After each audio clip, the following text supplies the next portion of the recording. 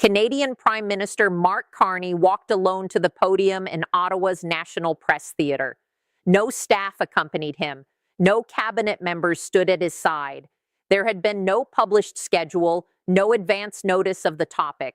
The press conference was called with under an hour's warning. Even so, live feeds were already rolling on networks throughout North America and around the globe.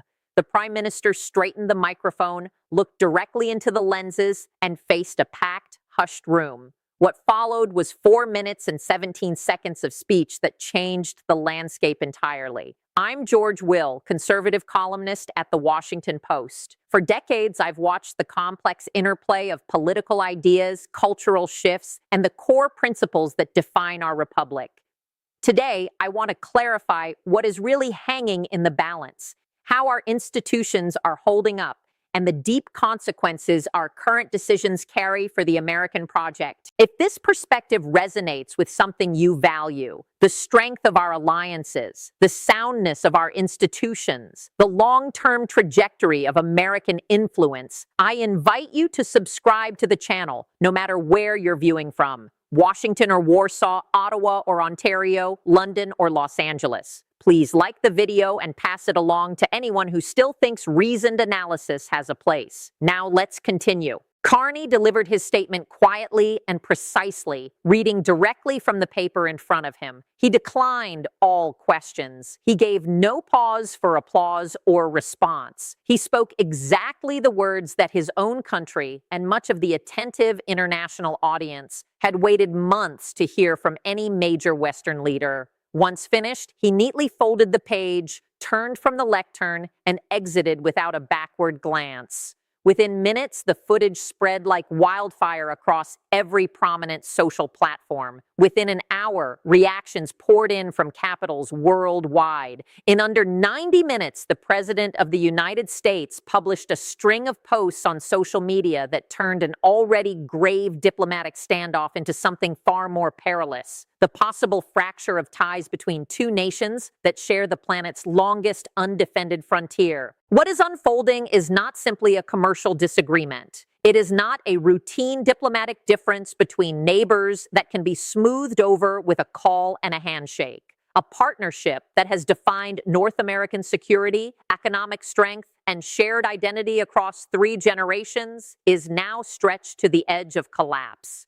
Whether that partnership can ever be truly mended, or whether February 20th, 2026 will be remembered as the beginning of the end of the American era in North America, will hinge on what happens over the coming days. To grasp why Carney selected this exact timing, these exact phrases, and this solitary, unheralded style of delivery in front of the world's cameras, we need to look at the 24 hours leading up to it and at the wider fallout now rippling through both countries. Early on February 19th, 2026, Toyota, one of the planet's biggest car manufacturers, revealed it was redirecting $9 billion in future investment away from the United States and into Canada. That single move rattled American factory towns. It gave concrete public weight to the argument Carney's government had been making for months, that Canada now offered greater stability, dependability, and appeal for global capital than an increasingly erratic United States under the present administration. The president reacted with immediate fury. At 11:47 that morning, he posted on Truth Social in his usual direct style. He branded Toyota's choice a serious mistake. He predicted Canada would soon beg to enter the Union as the 51st state. He described Canada as a cold, barren place with a weak economy that stayed afloat only because, in his phrasing, we allow them to sell to us. As he often does, he finished by calling Canada's leadership feeble and pathetic. That message hit Ottawa like an explosion. Prime Minister Carney called an urgent cabinet session for 3 p.m. People familiar with the discussion say the 2-hour meeting weighed both the political fallout and possible responses. Several senior ministers pushed for the standard playbook, a measured, cautious reply sent through formal diplomatic channels. They advised restraint and patience. They warned that Canada could not risk openly inflaming relations with Washington. By all reports, Carney heard every view and then rejected the consensus. His position, according to those in the room, was straightforward. He believed the time for polite behind-the-scenes diplomacy had passed. He pointed out that the current administration in Washington had made its attitude unmistakable through policies that violated standing trade deals, through dismissal of treaty commitments, and now through this latest public insult that treated Canada not as an equal, but as a lesser dependent. Carney had concluded that Canada would no longer tolerate being viewed that way. At 6:30 that evening, the Prime Minister phoned the leaders of the United Kingdom, Japan, France, Germany, and Australia. The conversations were short, yet significant. He told each one that he intended to deliver a major public statement the next day, one that would fundamentally redefine Canada's relationship with the United States. He sought their understanding and backing. All five, in their own manner, signaled that they understood and would stand with Canada. That fact is not a minor detail. It formed the foundation of Carney's strategy. In the deepest sense, he did not approach the podium by himself. He carried the quiet certainty that the central pillars of the Western Alliance, Britain, Australia, France, Germany, and Japan, had already offered their support. He knew Canada would not face diplomatic isolation, no matter how Washington reacted. The United States, however, might. The next morning, Carney presented the full text of his planned remarks to the entire cabinet. Those present said the room went still when he concluded. Deputy Prime Minister Chrystia Freeland voiced the question everyone felt. Are you sure this is the correct path?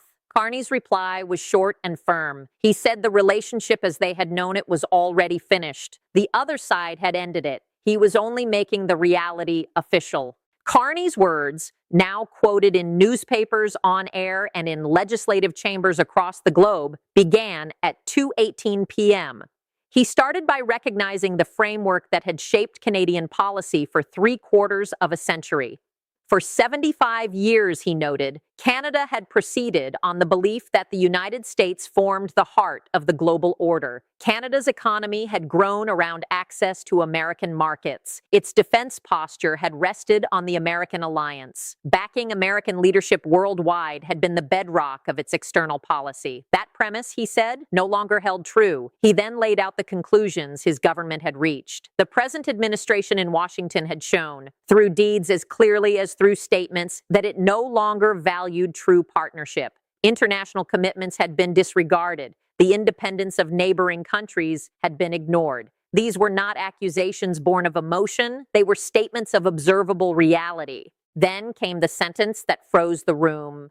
Canada, he announced, would not linger waiting for America to rediscover its own principles. Canada was stepping beyond the American era, as it and the rest of the world had experienced it. He folded his text, stepped away from the podium, and left as journalists shouted questions behind him. He never turned. He never hesitated. He offered no smile or gesture to soften the departure. He simply walked out. 90 minutes later, the crisis escalated sharply when Donald Trump replied with 4 straight posts on Truth Social. The first declared that this would not be tolerated and charged Carney with effectively declaring war on the United States. The second called for a full review of every U.S.-Canada agreement, including NORAD, the joint air defense system protecting North American skies since 1958, along with trade pacts and intelligence sharing deals. The third warned of tougher inspections at every border point, hinting that Canada could be handled as a foreign adversary if it chose. The fourth post marked a first in modern relations between the two countries. Trump spoke past the Canadian government directly to the Canadian people, saying the United States would gladly welcome any province that wanted to join the greatest country in the world, that their current government was failing them, and that they deserved better leaders. Consider the meaning of that step. The President of the United States did not limit himself to criticizing trade policy or threatening tariffs. He openly invited Canadian provinces to break away from Canada and become part of the United States. This is no longer bargaining over economics. This is a direct challenge to a neighbor's territorial sovereignty and national existence. In almost any other context, between almost any other pair of countries, language of that sort would be seen as the prelude to something far graver than a commercial dispute. The hours after Carney's statement and Trump's response revealed something Washington's foreign policy community had long worried about but never fully expected. America's historic allies were ready to align with Canada. Britain acted first.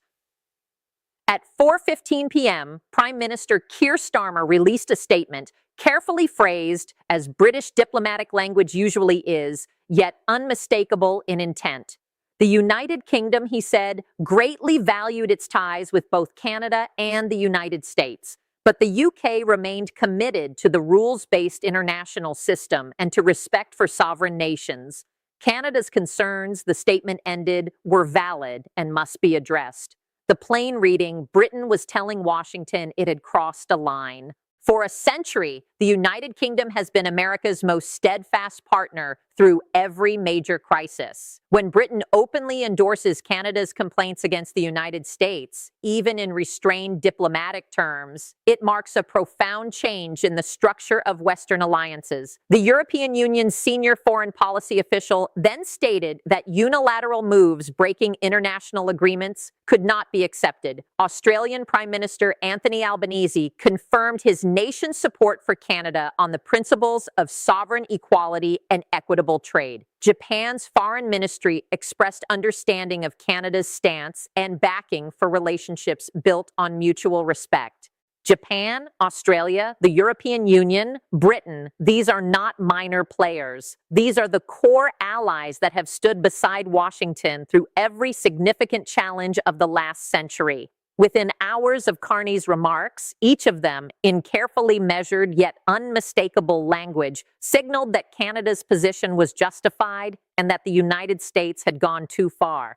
Because this episode is so often described as a mere trade quarrel, which seriously downplays its gravity, it is essential to state plainly what is truly endangered. The U.S.-Canada bond is not primarily economic. It is a security partnership. It is an intelligence partnership. It is a military partnership. The foundation of that partnership rests on the shared belief that these two countries embrace the same values, confront the same dangers, and will support each other when it counts most. Trade volumes matter, but they form only a small part of the ties that hold these nations together.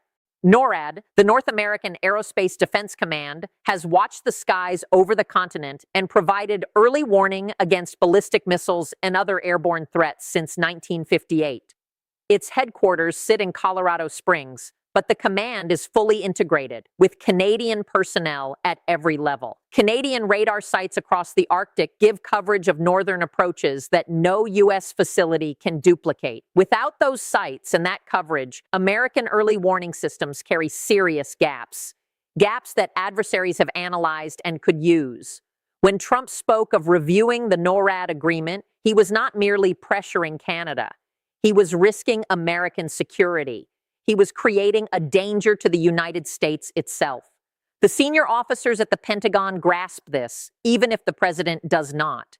The Five Eyes intelligence arrangement, which also includes Britain, Australia, and New Zealand, is, if anything, even more vital to American safety. The agencies of these nations share information so thoroughly and continuously that they effectively operate as one unified system, exchanging data on foreign spying, cyber attacks, terrorist plots, and geopolitical shifts in real time. If the intelligence link with Canada weakens, if Canadian services start holding back information, or if American services lose access to Canadian channels, the United States forfeits capabilities no alternative setup can replicate. Both countries become markedly less safe, but America, as the main target of most threats, Five Eyes tracks, stands to lose the greatest amount. The border itself must be noted.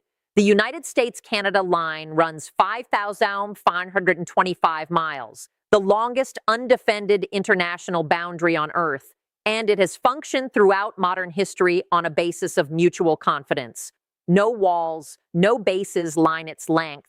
Only inspection points at approved crossings exist. If the president follows through on his warning to treat Canada as a foreign adversary and places troops along the northern border as he has along the southern one, the daily movement of goods and people will largely stop.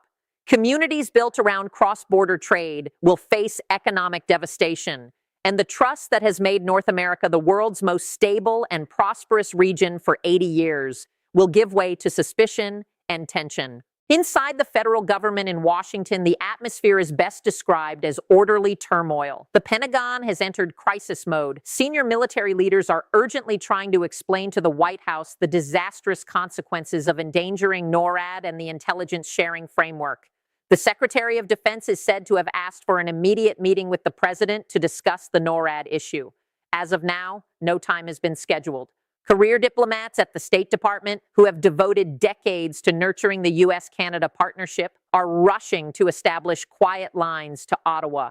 Yet the president's public statements keep undermining those efforts. If Carney were to meet Trump now, after Trump has publicly encouraged Canadian provinces to join the United States, it would appear as capitulation. No elected leader could survive that image. Senate Majority Leader Chuck Schumer and Senate Republican Leader Mitch McConnell released an unusual joint statement calling for restraint and dialogue between the two governments. It recognized that the current direction of the relationship was deeply troubling and urged both sides to avoid further escalation. The moment was striking. Two figures who rarely agree on anything finding common ground. Yet its practical effect is limited. Congress lacks authority to block executive decisions on military pacts or border measures. The president can act on his threats without congressional approval. Schumer and McConnell's words were a plea, not a check. In Ottawa, the Carney government is readying itself for every possibility, including the worst. Canadian armed forces have moved to a higher state of readiness, not because anyone anticipates actual combat, but because responsible leadership requires preparedness when alarming rhetoric comes from the leader of a neighboring country.